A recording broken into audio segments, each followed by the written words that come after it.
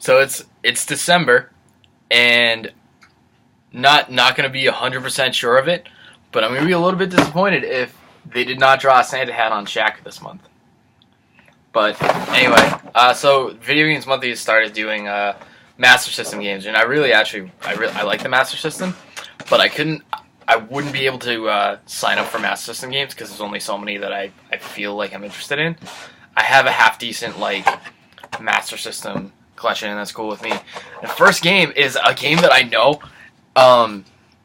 I've seen it maybe once or twice. I've never seen it at the store, but I know of it. This is Socket.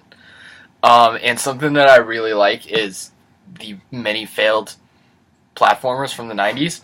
So this is a halfway decent one from what I've heard. It has weird it's a duck with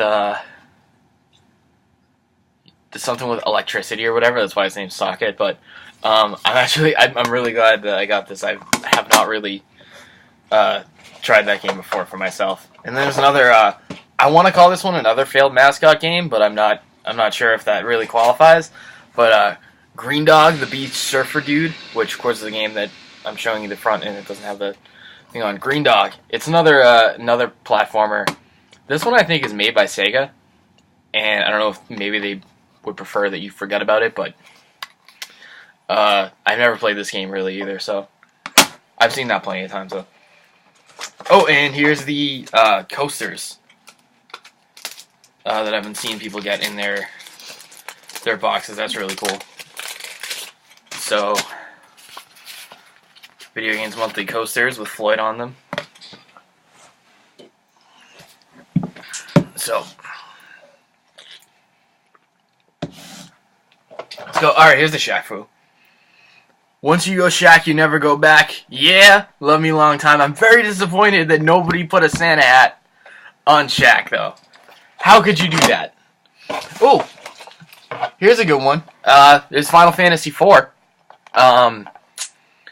It's very easy to get Japanese copies of Final Fantasy and a lot of other RPGs because everything is an RPG in Japan, and they just eat that shit up. So, I think it's cool to have a Final Fantasy on a cartridge, as nature intended, without having to buy the American version for $50, $60.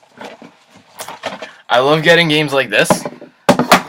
Bible Adventures. I have one Bible game that I had to keep for myself when I found it for $2. So this will go perfectly with my Bible game for the PS2. So that would be pretty great. I also love the powder blue of the Color Dreams cartridges. Or not Color Dreams, this would be Wisdom Tree, but Color Dreams did powder blue cartridges too. I don't know where they decided on powder blue. But that's... Oh no, it says Color Dreams Incorporated on the thing there. I don't think you can be able to read that because it's too faint, but it is Color Dreams is molded into it. So Color Dreams, Wisdom Tree, same company. I knew that they were associated, but... And... Put the Bible game back. Ooh! Here's a good one. This is a disc only, but I'm really cool with disc onlys for Dreamcast games because there's a lot of them. But it's the Evil Dead game, and I have both of the Evil Dead games for PS2.